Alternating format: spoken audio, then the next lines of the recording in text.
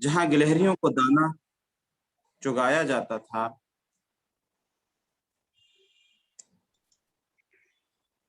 उसी समय बहुत से भिक्षुओं के साथ भंते सारिपुत्र दक्षिण की पहाड़ियों में चारिका कर रहे थे। रास्ते में उनकी एक भिक्षु से भेंट हुई, जिसने राजगृह में वर्षावास किया था। आपसी अभिवादन और शिष्टाचार के बाद सारिपुत्र ने भगवान बुद्ध का कुशल समाचार पूछा। उन्हें बताया गया कि वे अच्छी तरह से हैं और भिक्षु संघ भी सकुशल है। सारिपुत्र द्वारा राजगृह के तंडुलपाल द्वार के धनंजनी ब्राह्मण का कुशल समाचार पूछे जाने पर उन्हें बताया गया कि वह भी अच्छी तरह से हैं। तब सारिपुत्र ने उस भिक्षु से प्रश्न किया, और क्या धनंजनी ब्राह्मण अप्रमाद पूर्वक रह रहा है? भिक्षु ने उत्तर दिया, धनंजनी ब्राह्मण अप्रमाद पूर्वक कैसे रह सकता है? वह ब्राह्मणों और गृहपतियों को मूलने के लिए राजा का उपयोग करता है, और राजा को मूलने के लिए ब्राह्मणों और गृहपतियों का उपयोग करता है। सुशील कुल से आई उसकी सुशील पत्नी भी अब मर चुकी है। उसने अब एक दूसरी पत्नी रख ली है, जो ना सुशील कुल से आई है और ना स्वयं ही सुशील है।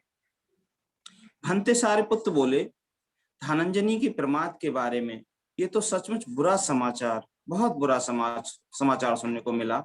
शायद कहीं किसी समय उससे भेंट हो जाए तो मैं उससे बातचीत करना पसंद करूंगा। दक्षिण की पहाड़ियों में यथेच्छ रह चुकने के बाद सारिपुत्र चारिका करते करते राजगृह पहुंचे और केवुनाराम में ठहरे।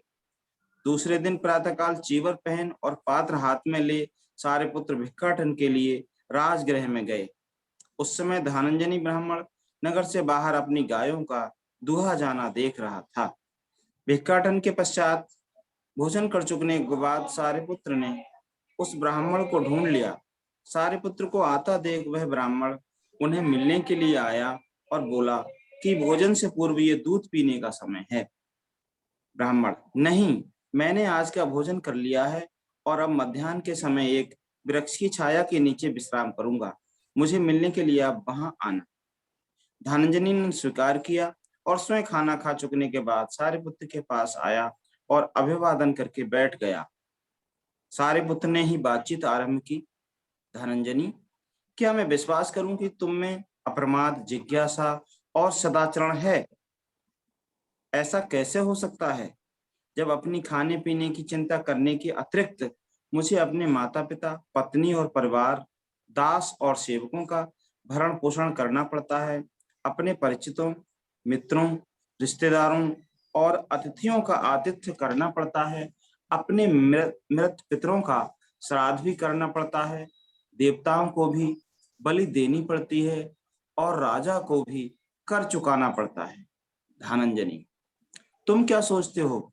मान लो कि एक आदमी ने अपने माता पिता के कारण न्याय और औचित्य का त्याग कर दिया है और दंडित किए जाने पर वह कहे कि माता पिता के कारण ही उसने न्याय और औचित्य का मार्ग छोड़ दिया, इसलिए उसे दंडित ना किया जाए। नहीं, इन सभी अनुरोधों के बावजूद जेलर उसे जेल में डाल देगा।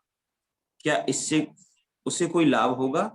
यदि वह स्वयं की ओर से अथवा पत्नी और परिवार के हित का तर्क प्रस्तुत करते हुए कहे कि उनके कारण ही उसने न्याय और औचित्य के पथ का त्याग कर दिया था। नहीं, क्या इससे उसे कोई लाभ होगा? यदि उसके दास या दूसरे नौकर चाकर उसकी वकालत करें? बिल्कुल नहीं। अथवा उसके मित्र एवं परिचित उसकी वकालत करें? बिल्कुल नहीं। अथवा उसके रिश्तेदार एवं अतिथि उसकी वकालत करें? बिल्कुल नहीं। अथवा उसके मृत पितृगण ही उसकी वकालत करें कि उसने देवताओं को बलि देने के लिए, ये राजा को कर देने के लिए न्याय और औचित्य के मार्ग का त्याग कर दिया था? बिल्कुल नहीं। अथवा इससे कोई लाभ होगा यदि वह स्वयं या उसकी ओर से दूसरे वकालत करें कि उसने अपने खाने पीने और आराम के लिए न्याय और औचित्य का मार्ग छोड़ दिया? नहीं। धनंजनी, तुम क्या सोचते हो, दोनों में से कौन आदमी उत्तम है? क्या वह जो अपने माता पिता की खातिर न्याय और औचित्य का पथ त्याग देता है, अथवा वह जो उनकी चिंता न कर न्याय और औचित्य के पथ को नहीं त्यागता? धनंजनी ने उत्तर दिया, बाद वाला, क्योंकि न्याय और औचित्य के पथ पर चलना ही न्याय और औचित्य के पथ का त्याग करने से अच्छा है। और फिर धनंजयनी, दूसरे आचरण हैं जो स्वयं में अच्छे हैं, जिनके द्वारा व्यक्ति बिना कुमार्ग पर चले अपने माता पिता का पालन पोषण कर सकता है।